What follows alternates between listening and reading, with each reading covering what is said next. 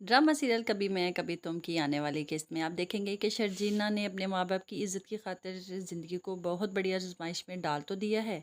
लेकिन जब बेटी की शादी होती है तो हर माँ बाप वो खुश भी होते हैं और परेशान भी होते हैं कि पता नहीं अगली ज़िंदगी उसकी कैसी होगी।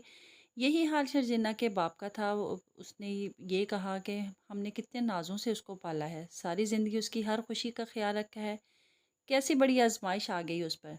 शर्जीना की सास भी इस रिश्ते से खुश नहीं थी।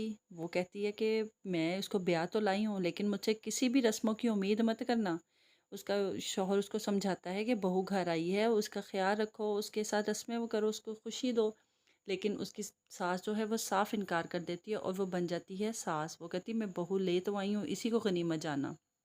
आपने कौन सा ये शादी मुझसे पूछ के की थी? क्या शर्जीना इस आज़माइश को सब्र से गुज़ारेगी या वो मुस्तफ़ा को छोड़कर वापस चली जाएगी? क्योंकि मुस्तफ़ा तो बहुत ज़्यादा लापरवाह लड़का है, उसको तो वैसे ही परवाह नहीं है। वो तो शादी भी उसके लिए एक सरप्राइज़ था, जो कि शर्जीना ने उसको ऑफ़र की और उसको उस टाइम कुछ भी नहीं समझ आई, उसने वो एक्सेप्ट कर लिया।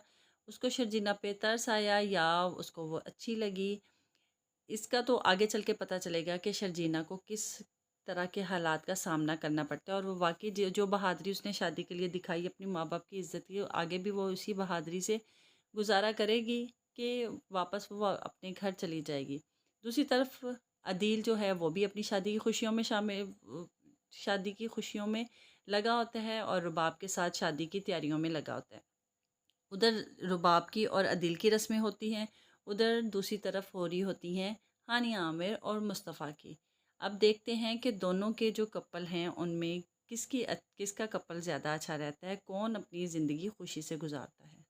रुबाब एक अमीर बाप की बेटी है, वो तो अपनी ज़िंदगी जो है वो अपनी मर्ज़ी से गुज़ारेगी, अदील को तो वो वैसे ही एक मुलाज़िम की तरह ट्रीट करेगी जैसे कि उसके ऑफ़िस में होता था। जो मुस्तफ़ा है वो वैसे ही लापरवाह है। अब देखते हैं नेक्स्ट स्टोरी में क्या होता है।